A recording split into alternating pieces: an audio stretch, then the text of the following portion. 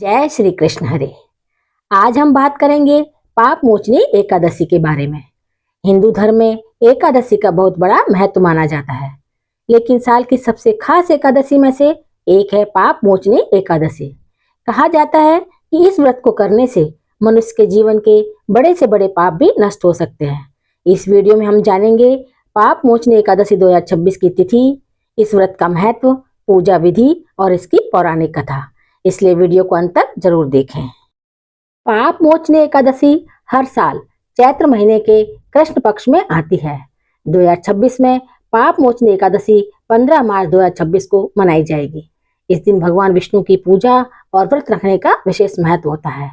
धार्मिक मान्यता के अनुसार जो व्यक्ति सच्चे मन से इस व्रत को करता है, उसके जीवन के पाप धीरे धीरे समाप्त होने लगते हैं। पाप मोचनी एकादशी का महत्व।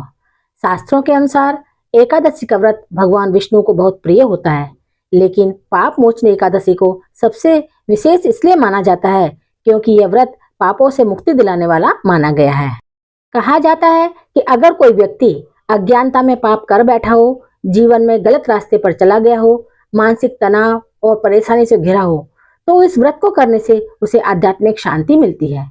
इस दिन व्रत रखने से मन शांत होता है, नकारात्मक ऊर्जा दूर होती है और भगवान विष्णु की कृपा प्राप्त होती है। पाप मोचनी एकादशी व्रत विधि। अब जानते हैं इस व्रत को करने की सही विधि क्या है। सुबह जल्दी उठें। एकादशी के दिन सुबह ब्रह्म मुहूर्त में उठकर स्नान करें। पूजा स्थान तैयार करें। घर के मंदिर को साफ करें और भगवान विष्णु की मूर्ति या तस्वीर स्थापित करें। पूजा सामग्री: दीपक, धूप, फूल, तुलसी के पत्ते और फल। भगवान की पूजा करें। दीपक जलाकर भगवान विष्णु को फूल और तुलसी अर्पित करें। मंत्र जाप करें। सबसे सरल मंत्र है ओम नमो भगवते वासुदेवाय। इस मंत्र का जाप करने से मन शांत होता है। व्रत का नियम: इस दिन अनाज नहीं खाना चाहिए, केवल फल या दूध ले सकते हैं। भगवान का नाम स्मरण करना चाहिए। अब सुनते हैं पाप मोचनी एकादशी की प्रसिद्ध कथा। प्राचीन समय में एक महान ऋषि थे जिनका नाम था ऋषि मेधावी। वे जंगल में कठोर तपस्या किया करते थे। उसी समय स्वर्ग की एक सुंदर अप्सरा थी जिसका नाम था मंजुघोषा। एक दिन देवताओं के कहने पर मंजुघोषा उस जंगल में आई जहाँ ऋषि मेधावी तपस्या कर रहे थे। मंजुघोषा ने अपने मधुर संगीत और नृत्य से ऋषि मेधावी का ध्यान भंग कर दिया। धीरे धीरे ऋषि उसकी सुंदरता में मोहित हो गए और कई वर्षों तक वे उसके साथ रहने लगे।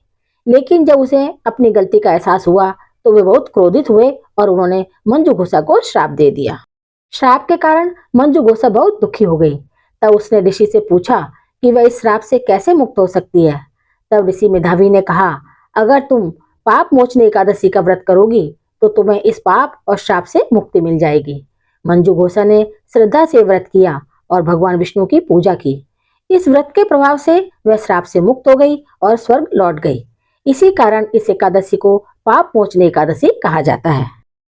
इस दिन भगवान विष्णु की पूजा करें, मंत्र जाप करें, दान और सेवा करें।